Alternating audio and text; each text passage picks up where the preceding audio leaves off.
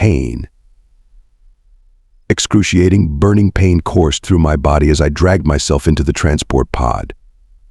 "Computer, set coordinates for the UMF Hope Station," I growled through clenched fangs, my claws leaving deep scratches in the control panel. Me, Krix Vane, legendary hunter of the Draknid Dominion, reduced to seeking help from humans. The very thought made my stomach churn, or maybe that was just another wave of genetic degradation tearing through my cells. Hard to tell these days. Warning. Vital signs critical. Immediate medical attention recommended. The computer's monotonous voice echoed through the cramped pod. "You don't say," I snarled back, watching my scaled hands trembling against my will. I thought I was just having a bad day. The disease had already claimed half our hunting packs. Our finest biotechs, sworn to secrecy to protect our reputation, had failed miserably. The proud Draknid, apex predators of 3-star systems, were being killed by our own DNA. And now here I was, chosen by our Council of Alphas to commit the ultimate humiliation, begging the prey species for help. Approaching UMF Hope Station. Please prepare for docking procedures. Through the view screen, I saw the massive human medical facility. 6 rotating rings connected to a central hub, all pristine white and chrome. Hundreds of ships from different species docked at its ports. Even from here, I could spot at least 3 vessels belonging to our traditional enemies. If they could swallow their pride to come here, maybe. Another spasm racked my body. My vision blurred, scales starting to flake off my arms. The genetic degradation was accelerating.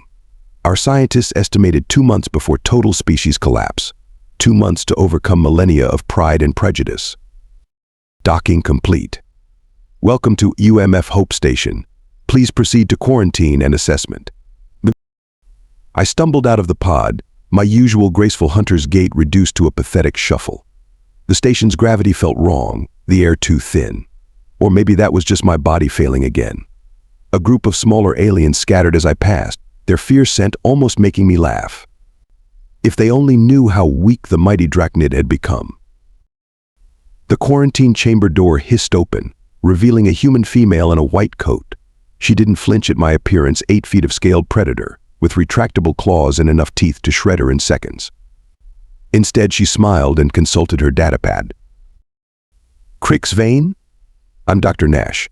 Your preliminary scans show significant cellular degradation.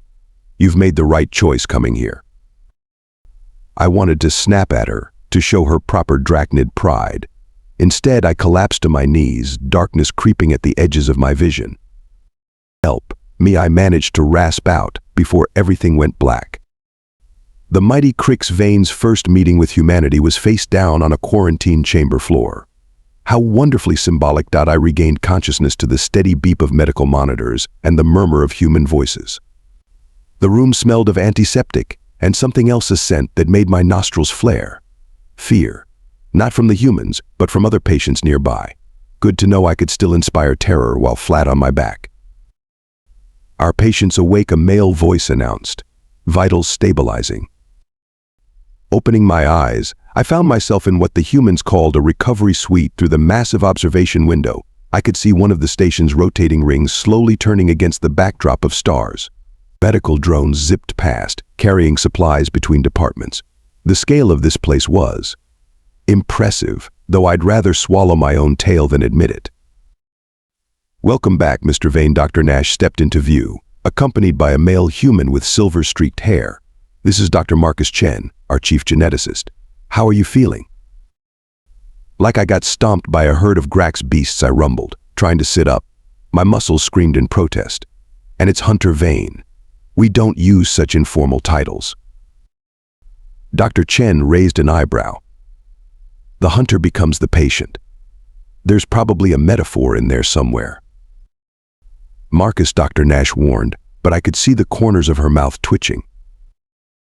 "Your condition is fascinating," Dr. Chen continued, pulling up holographic displays of my cellular structure.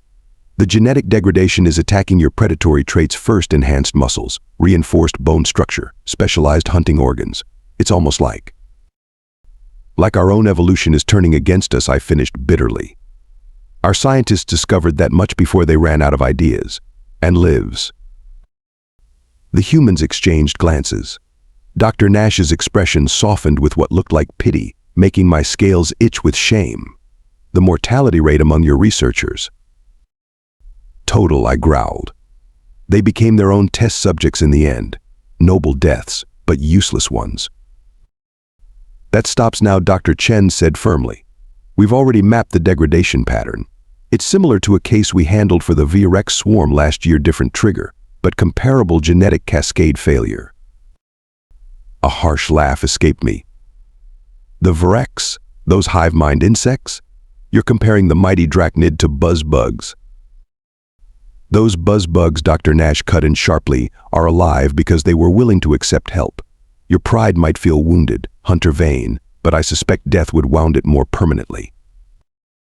The monitors caught my spike of anger, beeping frantically. A nursing drone swooped in to adjust my medication, its cheerful blue lights somehow making the situation more infuriating. The station's current success rate for genetic reconstruction is 94.3%, Dr. Chen added, ignoring my reaction. But that requires full patient cooperation. We're not your servants, Hunter Vane. We're your best chance at survival.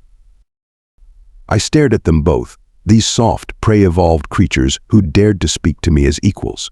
Who had built this impossible hospital in space? Who had saved species I'd considered beneath notice? Through the window, I watched a Grenath loping down the corridor on all sixes of fellow predator species, now transformed into a patient complete with medical bands around its sensor stalks. It nodded respectfully to a human nurse barely a third its size. The treatment plan will take several weeks, Dr. Nash continued. We'll need to synthesize custom retroviruses, reprogram your immune response, and gradually stabilize the genetic drift. It won't be pleasant. And if I refuse? Then we'll give your bed to someone who wants to live, Dr. Chen said bluntly. We have a waiting list. Another wave of pain shot through my body, as if emphasizing their point. I thought of my hunting pack, our numbers dwindling daily, of the Council's desperate faces when they chose me for this mission. When do we start? I asked through gritted teeth. Dr. Nash smiled. We already have. Those pain meds you're on? They're carrying the first wave of genetic stabilizers. Welcome to human medical care, Hunter Vane. Try not to bite any of the nurses. 3 days into treatment, my body decided to throw what Dr.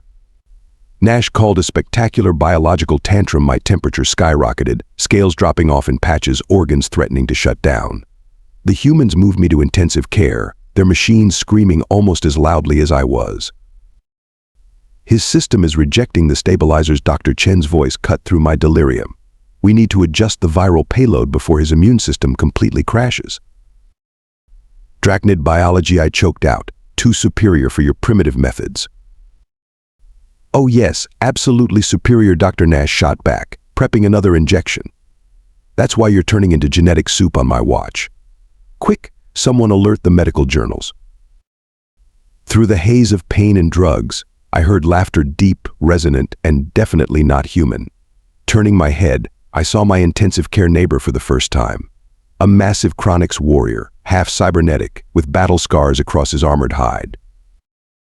The mighty hunter learns humility, the Krix rumbled. Just as I did. I came here missing half my organs after a space battle. Refused human synthetics at first. Too proud, too stupid. Hush, Commander Rax, a nurse scolded, checking his cybernetic interfaces. You'll pull your new connections loose again.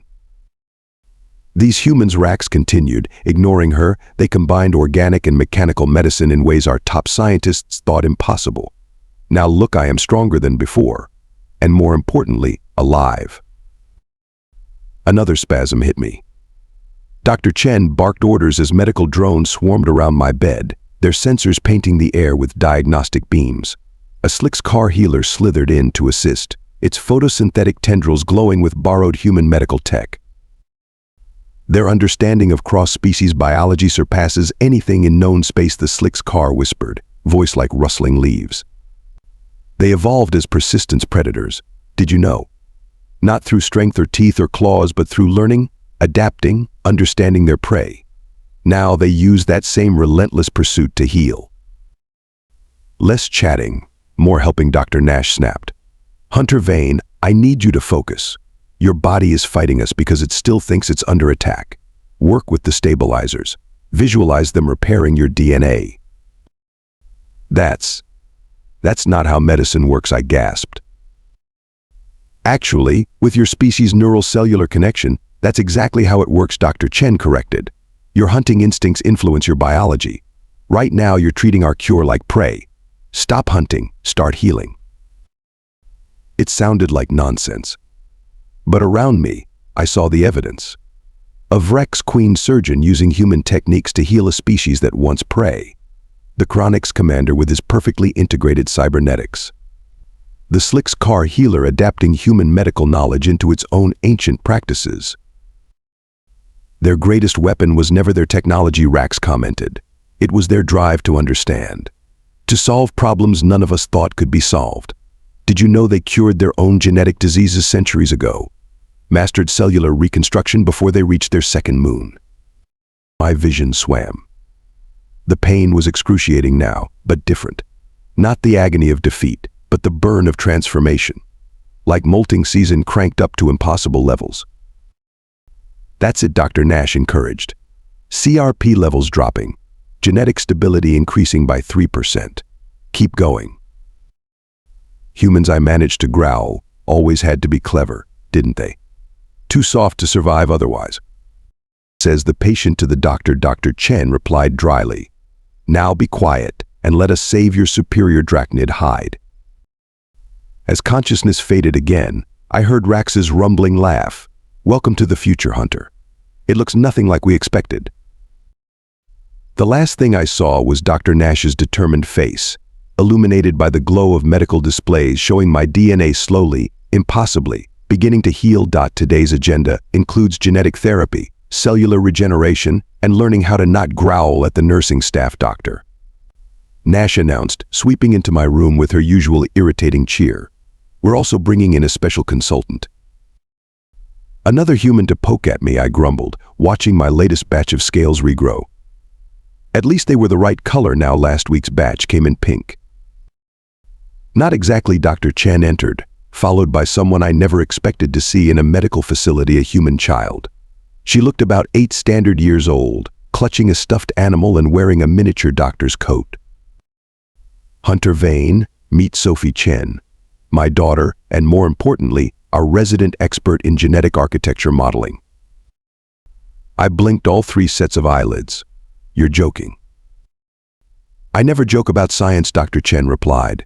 Sophie, show our patient what you discovered. The child stepped forward, completely unafraid of the 2-ton predator in front of her. She pulled out a handheld projector, and suddenly the room filled with a twisting light display, a visualization of Draknid DNA. Your genetic code looks like a crystal garden, Sophie explained, manipulating the display with practiced ease. But some of the crystals grew wrong, like they forgot how to fit together. See these patterns? They're trying to make the wrong shapes. We've been approaching this too traditionally, Dr. Nash added. Sophie showed us we need to think in terms of crystalline architecture, not just genetic sequences. Your DNA isn't just degrading, it's recrystallizing incorrectly. I stared at the display, then at the tiny human who'd apparently solved what our finest minds couldn't. How did she? She plays with crystal growing kits, Dr. Chen said proudly. Sometimes the simplest perspectives yield the greatest insights.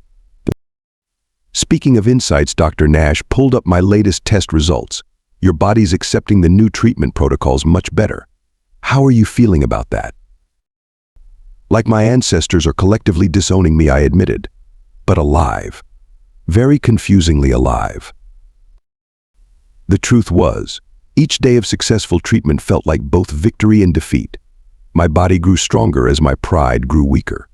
The mighty hunter, saved by human medicine and a child's toy experiments.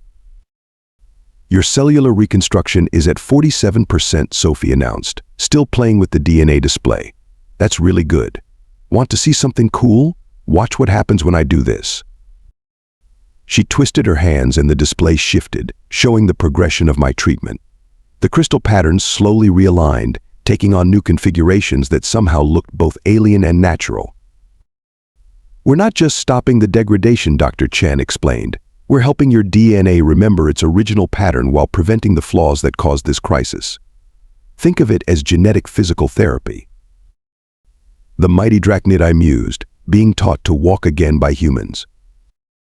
Not just humans, Dr. Nash corrected. We've incorporated healing techniques from 17 different species. Those regeneration protocols? Adapted from Slick's car biotechnology. The genetic stabilizers came from studying V-Rex metamorphosis. Even your pain management was inspired by Chronic's neural interfaces. Sophie tugged at my bedsheet. Can I scan your retinal patterns? They're forming new crystalline structures and I want to add them to my model. I found myself chuckling, the sound rusty from disuse. A hunter taking orders from a hatchling. What's next? Next is physical therapy, Dr. Nash said firmly. Think you can handle that, or will it wound your predatory dignity too much? Looking at my medical team, the brilliant Dr. Chen, the determined Dr. Nash, and young Sophie with her revolutionary crystal models, I made a decision. Pride had nearly killed my species. Perhaps it was time to try something new. Lead the way, tiny human scientist, I said to Sophie. Show me how to rebuild my crystal garden. The smile she gave me could have powered a small sun. Behind her, I saw Dr. Nash and Dr. Chen exchange knowing looks. Somehow, without my noticing, these humans had become more than just healers. They had become. What was that human word? Ah, yes. Friends. Your scales are singing, Sophie announced one morning, pressing her ear against my arm, like tiny wind chimes. She wasn't wrong. The latest round of treatments had my regenerated scales vibrating at an audible frequency. Beautiful, if you enjoyed the sound of crystalline harmonics. Terrifying, if you were a Draknid warrior whose body was doing something completely unprecedented. This is not a feature of the original design, I growled at Dr. Nash, who was recording the phenomenon with poorly concealed fascination. No, but it's fascinating. The crystalline restructuring has created natural resonance chambers within each scale. From a purely scientific perspective. I am not a scientific curiosity, I roared, finally snapping. The monitors went crazy as my heart rate spiked. I am a hunter, a warrior, and now I chime like a decoration in a human wind garden. Dr. Chen burst into the room, alerted by the commotion. What's happening? Sophie stepped back from the patient. He's scared, Sophie said matter-of-factly, not moving an inch. Like when my crystal gardens grew weird shapes and I thought I did something wrong. I am not scared, I snarled, but my traitorous scales chimed louder, harmonizing with my elevated stress levels. I am being transformed into something. Something that might survive, Dr. Nash challenged, her patience finally wearing thin. Because last time I checked, that was the goal. Unless you'd prefer we stop treatment and let you die a properly intimidating death. The room fell silent, except for my cursed musical scales. Even the ever-present hospital machinery seemed to hold its breath. You don't understand, I said, voice low and dangerous. These changes, they go beyond healing. Back home, our warriors are dying. And here I am, turning into a living wind chime. How can I face them like this? With a heartbeat, Dr. Chen said flatly, which is more than they'll have if we don't complete this treatment and send you back with the cure. Sophie suddenly clapped her hands, her eyes wide with realization. Oh, it's like the Vrax Queen's antennae. Everyone turned to look at her. The resonance, she continued excitedly. When we treated the Vrax, their antennae developed new sensing abilities. They thought it was a mistake too, but it turned out the changes helped them detect spatial anomalies. They're better pilots now. Dr. Nash's eyes narrowed thoughtfully. Hunter Vane, may I scan your scale resonance patterns? Why, I asked suspiciously. Because my extremely brilliant and occasionally terrifying daughter might be onto something. Again. The scan took 10 minutes. The results made Dr. Chen swear in 3 languages. Your scales aren't just chiming, he explained, showing me the data. They're responding to subtle gravitational variations. The crystalline structures are acting like microscopic sensor arrays. Do you realize what this means for a hunting species? I did. Perfect spatial awareness. the ability to detect prey or threats through the slightest gravitational disturbance. A new hunting sense born from near extinction. Evolution, Dr. Nash said softly, doesn't always announce its intentions. Sometimes survival means becoming something new. And sometimes, Sophie added, patting my resonating scales, the weird crystals make the best patterns. I looked at my medical team, the human child who saw patterns where others saw problems, the doctors who fought death with innovation instead of weapons. My scales hummed a complex harmony, mapping the positions of everyone in the room. If I said carefully, and I mean if, these changes prove beneficial, could they be replicated for others of my species? That's what we've been trying to tell you, Dr. Nash smiled. This isn't a side effect, it's an upgrade. Though maybe don't phrase it quite like that to your Council of Alphas, Dr. Chen suggested. Cultural sensitivity and all that. My laugh set off a cascade of crystalline notes. Doctor, if I tell them their warriors can become living sensor arrays, they'll probably declare you honorary predators. Oh joy, Dr. Nash rolled her eyes. Just what my resume needed. Sophie was already adjusting her DNA models, probably planning the next evolutionary breakthrough. I watched her work, my new senses painting a symphony of spatial awareness around me, and wondered what other changes awaited the mighty Draknid. Survival, it seemed, had a sense of irony. Council transmission incoming, the station's AI announced. Priority Alpha Channel. My scales rang out a nervous melody as the holographic forms of the council materialized. 7 ancient Draknid warriors, their scales dull with the progressing disease, stared at me in silence. Then, almost in unison, their heads tilted in confusion. Hunter Vane, first Alpha, next rasped, "Why are you?" chiming. Before I could respond, Sophie bounced into view, waving her latest crystal model. Because he's evolving. Watch this. The Council of Alphas, supreme leaders of the Draknid Dominion, found themselves being lectured by a human child about crystalline genetics and resonant frequencies. Dr. Nash and Dr. Chen stood back, trying not to laugh as Sophie enthusiastically explained how their mighty hunter had become a living sensor array. And see? The crystal patterns are self-replicating now. We can use them to make a cure that doesn't just stop the degradation, it makes you better. Better, second Alpha Karn growled. You dare suggest improvement to Draknid perfection? I stepped forward, my scales singing a clear, confident tone. Honored Alphas, permit me a demonstration. Without warning, I spun and caught a medical drone that had been silently approaching from behind. This drone's gravitational signature changed 3 corridors away. I felt its approach through walls, through space itself. The council murmured in surprise. First Alpha next leaned forward. This new sense, it works in space. Better than in atmosphere, Dr. Chen confirmed. The crystalline structures are particularly sensitive to gravitational microvariations, perfect for space combat, navigation, hunting. Or Dr. Nash added pointedly, for avoiding collisions, detecting spatial anomalies, and preventing unnecessary conflicts. I caught her subtle emphasis. Always the diplomat, Dr. Nash. But she was right, this gift could be used for more than just hunting. The treatment is ready, I told the council. But it comes with a choice. We can stabilize our genetic degradation without the resonant scales. Or we can embrace this change and become something more than we were. You speak of evolution, third Alpha Mexar said slowly. Of changing what makes us Draknid. No, Sophie interrupted, earning several shocked looks. The crystals were always there in your DNA. They just grew wrong before. Now they're growing right, but in a new way. Like my garden making surprise flowers. The council chambers fell silent, except for the gentle harmonics of my scales. Finally, first Alpha next spoke. Hunter Vane, when we sent you to the humans, we expected either failure or a simple cure. Instead, you bring us a future we never imagined.